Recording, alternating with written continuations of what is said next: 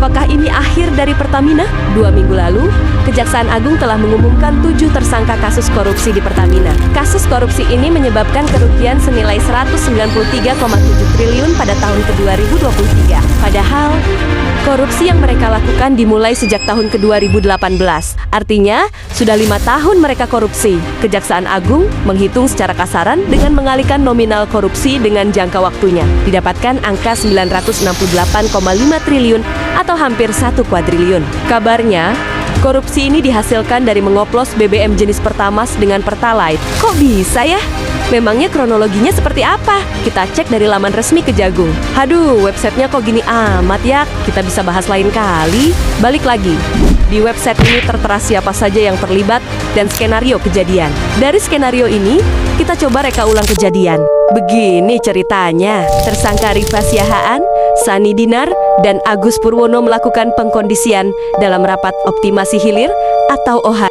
Salah satu fungsi dari rapat ini adalah merencanakan supply dan kebutuhan minyak mentah, serta produk kilang. 3 tersangka ini selaku Direktur Utama Patra Niaga, Direktur Optimasi Feedstock dan Produk di PT Kilang Pertamina, dan Vice President Feedstock Management PT Kilang Pertamina. Tentunya memiliki kekuasaan untuk menentukan keputusan akhir dari rapat ini. Mereka dengan sengaja menurunkan produksi kilang minyak bumi lokal. Penurunan produksi ini mengakibatkan ditolaknya produksi minyak mentah lokal yang telah dilakukan oleh kontraktor kontrak kerja sama KKKS dengan alasan tidak memenuhi nilai ekonomis dan tidak sesuai spesifikasi. Karena ditolak, jadinya minyak mentah diekspor ke luar negeri untuk diolah di sana. Alhasil, untuk memenuhi kebutuhan minyak mentah dalam negeri, harus diimpor agar sesuai spesifikasi dan standar. Perbuatan ini sudah melanggar hukum. Menurut Pasal 2 dan Pasal 3, Peraturan Menteri Energi dan Sumber Daya Mineral (ESDM) Nomor 42 Tahun 2018. Pemenuhan minyak mentah dalam negeri seharusnya wajib mengutamakan pasokan minyak bumi dari dalam negeri. Dan Pertamina wajib mencari pasokan minyak bumi yang berasal dari kontraktor dalam negeri sebelum merencanakan impor minyak bumi. Waduh. Ketiga tersangka tersebut memenangkan broker minyak mentah dan produk kilang secara melawan hukum. Gading Ramadan berkomunikasi dengan Agus Purwono untuk memperoleh harga tinggi spot pada saat syarat belum terpenuhi. Meskipun begitu, harga ini disetujui oleh Sani. Lalu Sani segera memesan kepada Rifa Siahaan. Rifa Siahaan kemudian segera melakukan impor produk kilang. Hadeh, nggak sampai di situ, RON 92 yang dipesan Rifa Siahaan ternyata adalah RON 90 atau RON ke-88. Untuk menutupi perbedaan ini, dilakukanlah blending secara ilegal di luar kebijakan Pertamina. Blending ini dilakukan oleh PT Orbit Terminal Merak OTM di Cilegon, Banten. Perusahaan swasta milik tersangka Muhammad Keri Adrianto Riza. Padahal, perusahaan ini hanya boleh menampung bahan bakar saja, tidak boleh melakukan blending bahan bakar. Dari cerita ini, muncullah istilah oplosan Pertamax karena blending dilakukan secara ilegal di luar Pertamina. Selama proses pengiriman impor, tersangka Yoki Firnandi juga melakukan markup sebesar 13-15% secara melawan hukum. Haduh, sekarang pom bensin swasta makin ramai. Bahkan, ada yang sampai antri baris berbaris.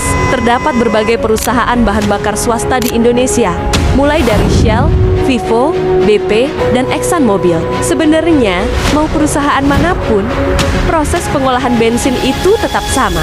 Emangnya gimana sih cara ngolah bensin? Dan apakah Pertamina boleh melakukan blending? Kita bahas secara teknis. Jawabannya, blending itu legal dan diperbolehkan. Setelah pengeboran, minyak bumi akan melalui proses penyulingan di tabung-tabung raksasa ini. Minyak bumi punya fraksi-fraksi atau istilahnya kandungan berbeda yang dapat dipisahkan berdasarkan suhunya. Di dalam tabung-tabung tersebut, minyak bumi akan dipanaskan hingga suhu 370 derajat Celcius. Suhu yang sangat panas ini memungkinkan fraksi-fraksi minyak bumi terpisah berdasarkan titik didihnya. Setelah terpisah, fraksi-fraksi ini kemudian melalui proses refinery atau cracking.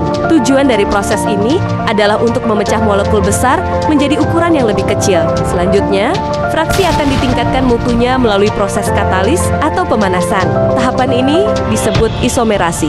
Tahapan selanjutnya adalah polimerasi dan alkilasi. Proses ini menambah jumlah atom sehingga molekul menjadi lebih panjang dan bercabang. Setelah itu, molekul dibersihkan dari kotoran-kotoran yang mengganggu kualitas bahan bakar. Barulah dilakukan blending dengan bahan aktif untuk meningkatkan mutu bensin. Salah satu bahan aktifnya adalah tetraethylit atau TEL. Bahan aktif ini mampu meningkatkan nilai oktan pengolahan dari bensin. Pertamina, Shell, Lipo BP, dan ExxonMobil pengolahannya kurang lebih sama.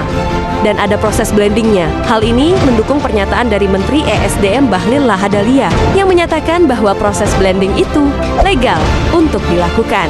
Di Pertamina, blending hanya boleh dilakukan oleh subholdingnya, yaitu Pertamina Kilang. Blending oleh Patra Niaga boleh saja dilakukan di terminal BBM. Apakah boleh ada campur tangan dari pihak swasta? Boleh saja, asalkan diatur dengan regulasi dan kapasitas yang jelas. Sedangkan dalam kasus ini, blending dilakukan secara ilegal. Sebab inilah muncul istilah oplosan. Kejagung memberi keterangan bahwa stok bahan bakar bertahan 21-23 hari. Oleh karena itu, Pertamax yang beredar di SPBU saat ini sudah sesuai spesifikasi. Masalahnya, walaupun bensin yang beredar sudah sesuai spesifikasi, hati masyarakat sudah dilukai dan butuh waktu untuk kembali percaya. Di beberapa daerah, masyarakat banyak yang beralih dari Pertamina ke merek lain. Kalau di daerahmu bagaimana? Tulis di komentar ya!